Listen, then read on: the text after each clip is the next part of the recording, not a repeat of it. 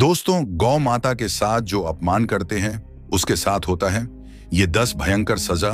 तो दोस्तों, ये वीडियो देखने के लिए नहीं बल्कि ध्यान लगा के सुनने का है। तो चलिए शुरू करते हैं। दोस्तों, आज हम एक ऐसे विषय पर चर्चा करने जा रहे हैं जो केवल धार्मिक ही नहीं बल्कि हमारे जीवन, हमारी सोच और हमारे कर्मों से भी गहराई से जुड़ा हुआ है। ये विषय है गौ माता का अपमान या उन्हें कष्ट देने का परिणाम। हम सभी ने बचपन से सुना है कि गाय को माता कहा जाता है, लेकिन क्या आपने कभी यह समझने की कोशिश की है कि आखिर क्यों एक साधारण दिखने वाले पशु को इतना ऊंचा स्थान दिया गया है? इसके पीछे केवल परंपरा नहीं बल्कि एक गहरा आध्यात्मिक और सांस्कृतिक सत्य छिपा हुआ है।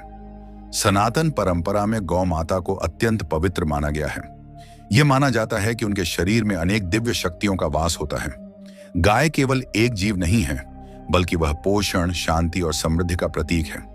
वह हमें दूध देती है जिससे हमारा शरीर स्वस्थ रहता है। उसके गोबर और गोमूत्र का उपयोग भी विभिन्न धार्मिक और औषधीय कार्यों में किया जाता है। इस प्रकार वह मानव जीवन के लिए अनेक प्रकार से उपयोगी है। इसी कारण से हमारे पूर्वजों ने गाय को माता का स्थान दिया। माता वह होती है जो बिना किसी स्वार्थ के अपने बच्चों का पालन पोषण करती है, और गाय भी यही कार्य करती है। अब प्रश्न यह उठता है कि यदि इतनी पवित्र मानी जाने वाली गौ माता का अपमान किया जाए या उन्हें कष्ट पहुंचाया जाए तो उसका क्या प्रभाव पड़ता है। सबसे पहले हमें यह समझना होगा कि किसी भी निर्दोष जीव को कष्ट देना अपने आप में एक गलत कर्म है। लेकिन जब बात गौ माता की आती है तो यह कर्म और भी गंभीर हो जाता है, क्योंकि यह केवल एक जीव को कष्ट देना नहीं बल्कि उस भावना और आस्था को चोट पहुंचाना है जो समाज में सदियों से स्थापित है। ऐसा माना जाता है कि जिस स्थान पर गौ माता का अपमान होता है वहां की सकारात्मक ऊर्जा धीरे धीरे समाप्त होने लगती है। घर में अशांति बढ़ने लगती है, परिवार के सदस्यों के बीच अनबन होने लगती है, छोटी छोटी बातों पर झगड़े होने लगते हैं। यह सब केवल संयोग नहीं होता बल्कि यह उस नकारात्मक प्रभाव का परिणाम होता है जो ऐसे कर्मों से उत्पन्न होता है। इसके अलावा आर्थिक स्थिति पर भी इसका प्रभाव पड़ता है। कई बार ऐसा देखा गया है कि जो व्यक्ति गौ माता का सम्मान नहीं करता या उन्हें कष्ट देता है, उसके जीवन में धन संबंधी समस्याएं बढ़ने लगती हैं। वह चाहे जितनी मेहनत करे, उसे उसका उचित फल नहीं मिल पाता। पैसा आता है लेकिन टिकता नहीं है। कार्यों में बार बार बाधाएं आने लगती हैं। मानसिक स्थिति पर भी इसका गहरा असर पड़ता है। ऐसे व्यक्ति को अक्सर बेचैनी महसूस होती है। उसके मन में नकारात्मक विचार आने लगते हैं। उसे बिना कारण डर और तनाव बना रहता है। रात को नींद पूरी नहीं होती और मन हमेशा किसी अनजानी चिंता में उलझा रहता है।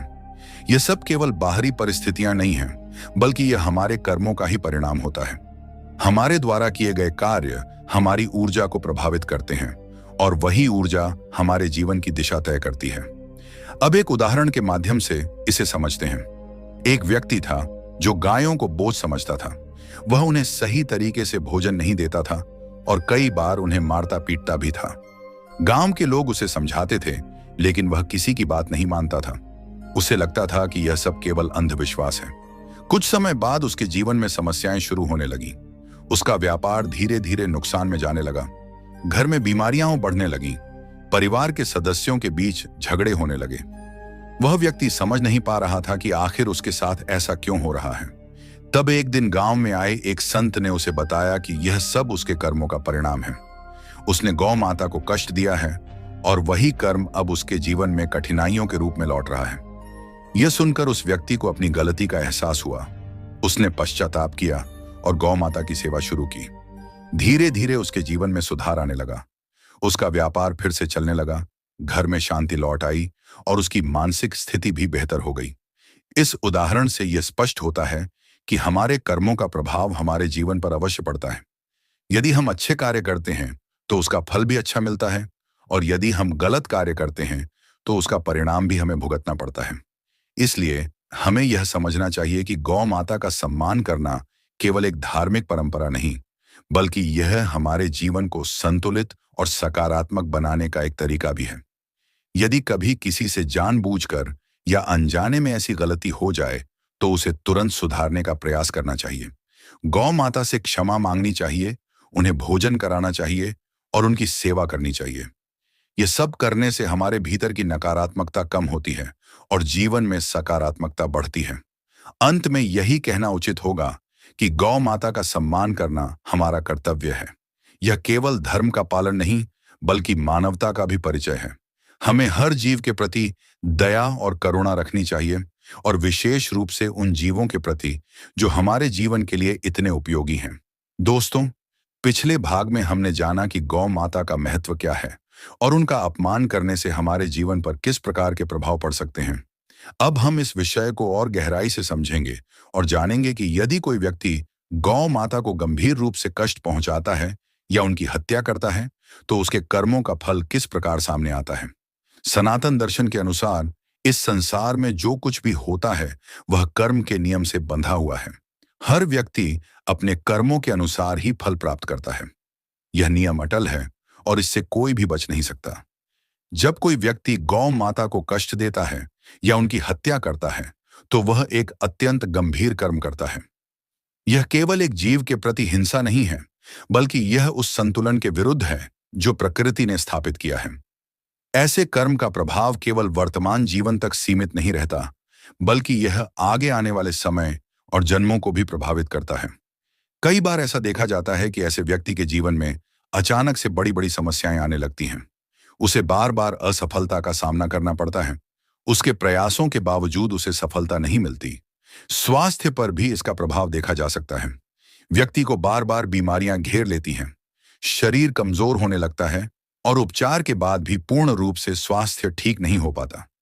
यह सब केवल शारीरिक कारणों से नहीं होता, बल्कि यह उस नकारात्मक ऊर्जा का परिणाम होता है जो गलत कर्मों से उत्पन्न होती है। पारिवारिक जीवन भी प्रभावित होता है। घर में तनाव बढ़ता है, रिश्तों में दूरियां आने लगती हैं और एक दूसरे के प्रति विश्वास कम होने लगता है। व्यक्ति को लगता है कि उसके जीवन में सब कुछ बिखरता जा रहा है, लेकिन वह इसका कारण समझ नहीं पाता। अब प्रश्न यह उठता है कि क्या ऐसे कर्मों का कोई समाधान है? क्या व्यक्ति अपने गलत कार्यों का प्रायश्चित कर सकता है? उत्तर है हाँ, लेकिन इसके लिए सच्चे मन से प्रयास करना आवश्यक है। सबसे पहला कदम है अपनी गलती को स्वीकार करना। जब तक व्यक्ति यह नहीं मानेगा कि उसने गलत किया है, तब तक वह सुधार की दिशा में आगे नहीं बढ़ सकता। इसके बाद उसे पश्चाताप करना चाहिए। यह केवल शब्दों में नहीं, बल्कि मन से होना चाहिए। उसे यह अनुभव होना चाहिए कि उसने वास्तव में एक गंभीर गलती की है। इसके बाद उसे अपने व्यवहार में परिवर्तन लाना चाहिए। उसे यह संकल्प लेना चाहिए कि वह भविष्य में कभी किसी भी जीव को कष्ट नहीं पहुंचाएगा। विशेष रूप से गौ माता के प्रति उसके मन में सम्मान और करुणा होनी चाहिए। गौ सेवा इस दिशा में एक महत्वपूर्ण कदम है। गौ माता को भोजन कराना, उनकी देखभाल करना और उनके प्रति स्नेह रखना, यह सब कार्य व्यक्ति के भीतर सकारात्मक परिवर्तन लाते हैं। इससे उसके मन की शुद्धि होती है और नकारात्मक प्रभाव धीरे धीरे कम होने लगते हैं। इसके साथ ही दान और सेवा का भी विशेष महत्व है।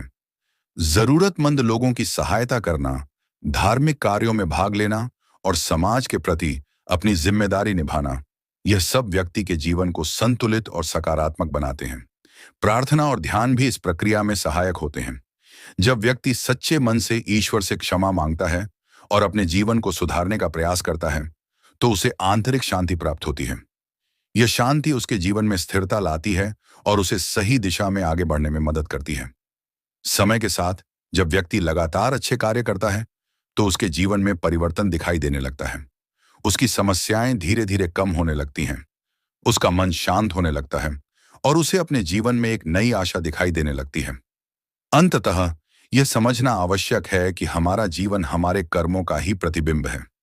यदि हम चाहते हैं कि हमारे जीवन में सुख, शांति और समृद्धि बनी रहे, तो हमें अपने कर्मों को सही दिशा में रखना होगा। गौ माता का सम्मान करना केवल एक धार्मिक कर्तव्य नहीं, बल्कि यह एक नैतिक जिम्मेदारी भी है। यह हमें दया, करुणा और सहानुभूति जैसे गुणों को अपनाने के लिए प्रेरित करता है। इसलिए हमें यह संकल्प लेना चाहिए कि हम कभी भी किसी भी जीव को कष्ट नहीं पहुंचाएंगे और विशेष रूप से गौ माता के प्रति हमेशा सम्मान और सेवा का भाव रखेंगे।